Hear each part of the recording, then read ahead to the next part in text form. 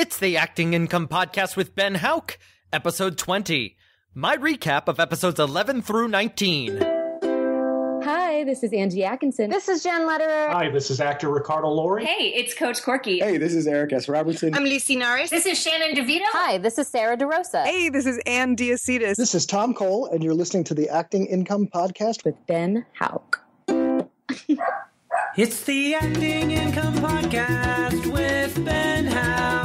Turn your passion into income, Ben will show you how. With all the resources that you need to make it as an actor in an expensive city. To stay balanced and make money, you really can't go wrong with actingincome.com. Welcome to the Acting Income Podcast. I'm Ben Hauck, and on this podcast, every week, we learn every angle on earning an income as an actor. A hearty thank you for downloading this episode. If you haven't subscribed yet, click the subscribe button on iTunes or in your podcast's app, and you'll get weekly episodes as they come out. This is episode 20, titled My Recap of episodes 11 through 19. The show notes for this episode have all the important links referenced in today's show, which you can pull up right now at actingincome.com/episode 20. And now, here's a word from today's sponsor, the PHICorp Workbook. If you're an actor who's ever looked into financial core status, you'll know it's very difficult to find reliable information online. That's why I created the PHICorp Workbook. The PHICorp Workbook covers not just the basics of PHICorp, it also weighs the implications and complications should you go PHICorp. The PHICorp Workbook is the definitive career resource to arm you with impartial information on PHICorp, so you know whether or not it's right for you. It's required reading for the professional actor. Consult your tax preparer to see if the PHICorp Workbook is a tax write-off for your acting business. To purchase the PHICorp Workbook right now, visit PHICorpCentral.com/workbook. That's PHICorpCentral.com/workbook. This episode is my second recap episode of the Acting Income Podcast. The first recap episode of the first 9 episodes of the podcast was an experiment, and by far it was a successful experiment. To date, that recap episode, episode 10, has been my most downloaded podcast episode. If you were one of those downloads, thank you. And I hope it led you to some other great episodes of the Acting Income Podcast. If you want to go back and listen to my first recap episode, just visit actingincome.com/episode 10 or pull up episode 10 on iTunes. In this recap episode, I'll cover episode 11 through episode 19.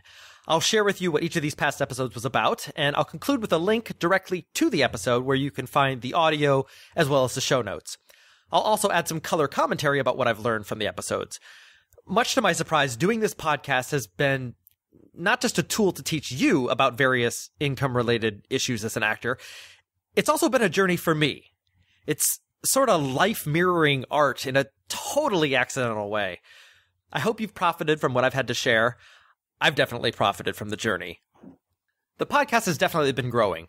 The audience has increased by about 2/3 over the last 10 episodes, and the show's been covering some serious subject matter for sure.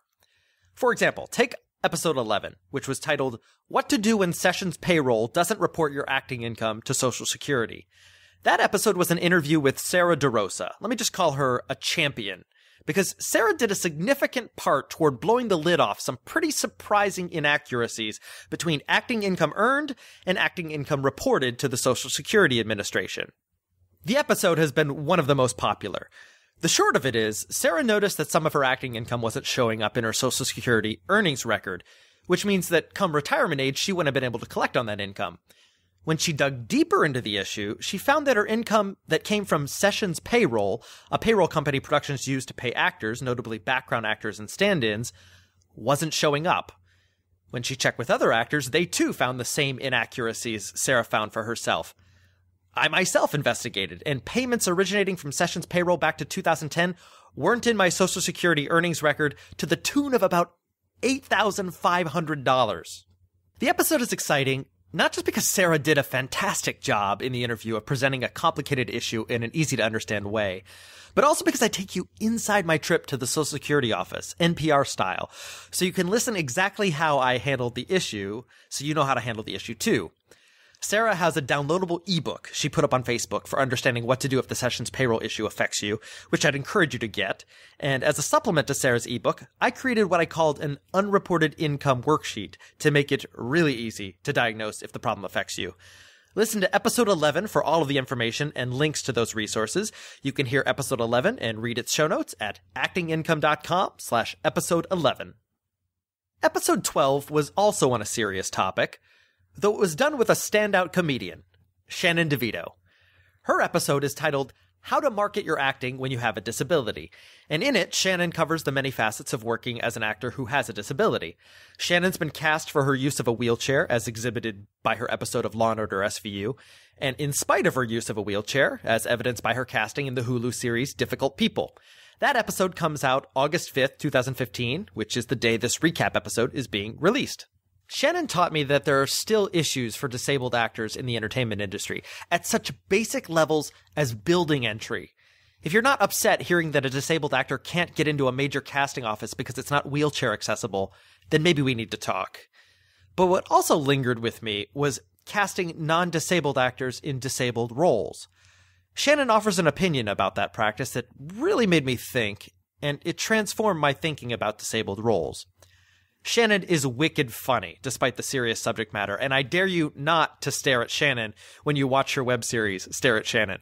She puts herself in awkward situations to see how others respond, shedding new light on the disabled and helping to market herself as an actor. To hear my interview with Shannon DeVito on marketing your acting career when you have a disability, pull up episode 12 at actingincome.com/episode 12. Episode 13 was tons of fun. It's titled, How to Develop Your Hosting Career, with Lucy Norris. In the episode, I interview British-born Lucy Norris, a friend of mine who has bravely pushed toward realizing her dreams as an on-camera host.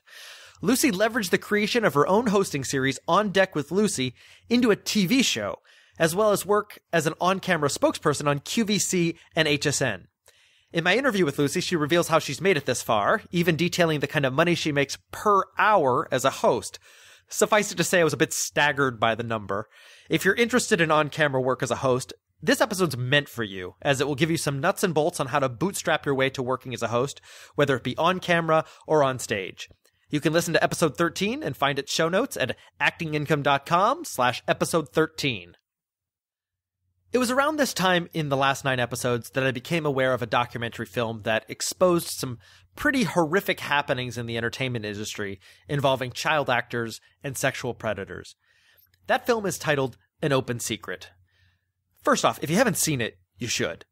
It's a film not without some controversy, which you can research online, but it's definitely an important film uncovering some pretty criminal behavior involving child actors, enough to make you make sure you're looking out for your children when you leave them alone with someone else in the entertainment industry, especially some of the people you trust the most. When one of the executive producers learned I was going to see the film in light of some problems SAG-AFTRA had with it, as published on Deadline.com, he reached out to me on Twitter for possible interviews.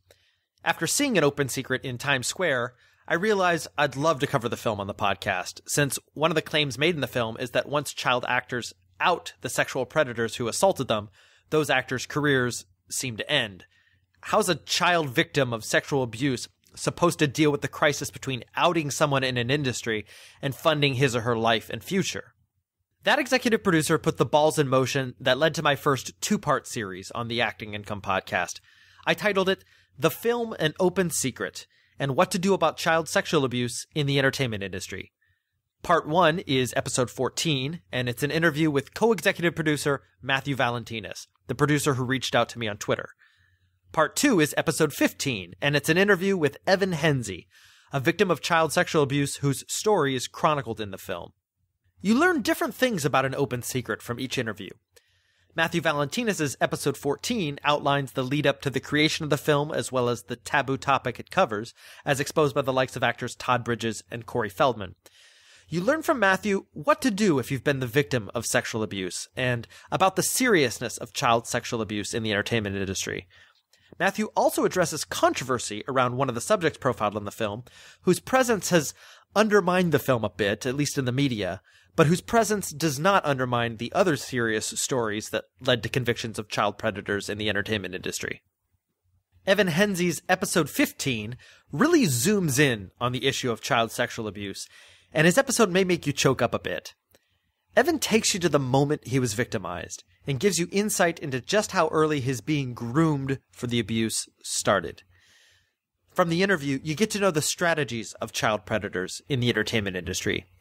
And you also see how Evan's an accidental role model, in that he did something about the abuse, eventually getting his manager to serve time for the crimes he inflicted upon him. Evan describes the specific steps he took in outing his abuse, and he offers up advice on what you should do if you're the victim of child sexual abuse. You know, it was with Evan's interview that I really got a better understanding of the psyche of victims of sexual abuse. As you learn in episode 15, Evan wasn't even aware that he'd been abused until years later when watching an Oprah Winfrey episode depicting 200 male victims of sexual abuse.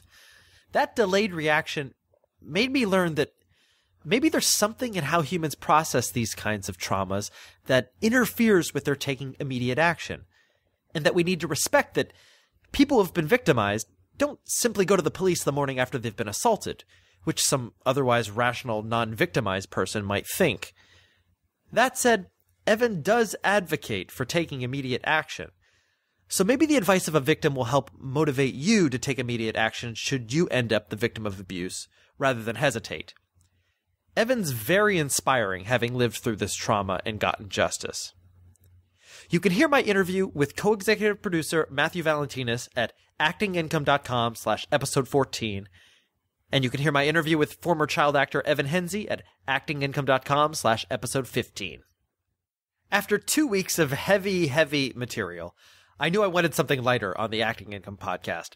So, for episode 16, I brought on my friend Angie Atkinson, an actor and singer-songwriter who funds both of her careers through a smattering of jobs. The title of her episode is Nannying, Sketching, and Singing Backup to Fund My Acting and Music Careers, plus Live Music. One thing I love about this episode is that Angie kicks off the podcast with a surprise cover of the Acting Income podcast theme song. The episode is structured with Angie talking about her income generators, and then following each with live renditions of her tunes done over Skype. Angie even debuted a song that was unfinished at the time of our Skype interview. As an actor, it helps to have flexible talents, and Angie leverages her artist persona into a nannying job that flexes with her artistic needs. Her sketch artistry is a fun, lucrative way for her to add some income, and her singing backup surprised me in how egoless it is in light of Angie's also being the lead singer of her own band. I spun off the live songs into free MP3 versions, which you can download. The information is in the show notes, where you can also listen to the episode at actingincome.com/episode 16. Episode 17 is titled How to Define Your Relationship with Money to Better Finance Your Acting Career, with Jen Lederer. Jen used to be my talent manager, and she's spun off into life and career coaching. She has some really keen perspective on actors and money, having been a talent manager. And I'd also say that, having been the weekend nanny for a very famous real estate icon and current U.S. presidential candidate, her perspective trumps others' perspectives on money. She's learned that self-worth has nothing to do with how much you have in your bank account, and she's seen how actors handle money differently. Basically, she's talking about how to stay sane if you have $3 or $3 million to your name. Jen has a great offer for the Acting Income podcast audience interested in her coaching. Listen to the episode for details, which you can pull up at actingincome.com/episode 17. It took a little time, but I finally got actor Tom Cole on board for episode 18, titled How to Work as a Hotel Concierge to Supplement Your Acting Career. I'd wanted to have Tom on the podcast from the beginning because he found a job that really works well with his acting career. In the episode, Tom talks about the hotel industry and notably his current weekend job as a hotel concierge. The job is lucrative with perks and flexible and fun, and it allows him to audition and act during the week when most acting opportunities happen. It's a quick but power-packed episode with information, including information on how you might land hotel concierge work yourself through an agency. Tom's episode is the kind of episode I really love having on because it gets you thinking about what you can do outside acting to support your acting. You can listen to Tom Cole talk about concierge work and get the show notes at actingincome.com/episode 18. Episode 19 was titled simply, Why I Went PHICorp. If you heard the recap in episode 10, you knew that financial core status in SAG-AFTRA was something I was considering. But at the time I recorded that, I wasn't 100% certain I'd go that way in my acting career. Well, in July 2015, I wrote the letter to the union, resigned my union membership, and exercised my Beck rights to become an agency fee payer. All of that is basically synonymous with declaring financial core status. In becoming PHICorp, I freed up my acting to work both union and non-union jobs. The decision was not some quick decision I made in a passionate moment of industry frustration. It was something I long contemplated, weighed, researched, and eventually decided was right for me as an actor. The episode gives a chronicle of my mental journey in going PHICorp, covering my frustration with union prohibition against non-union acting work, which was starting to create an existential crisis in me, and also covering how I'd ended up in a hard-to-break cycle of doing background and stand-in work for income and pension and health insurance eligibility. It also brings in audio from an interview with the SAG-AFTRA Atlanta local president that made me think the union was more about stars than actors like me.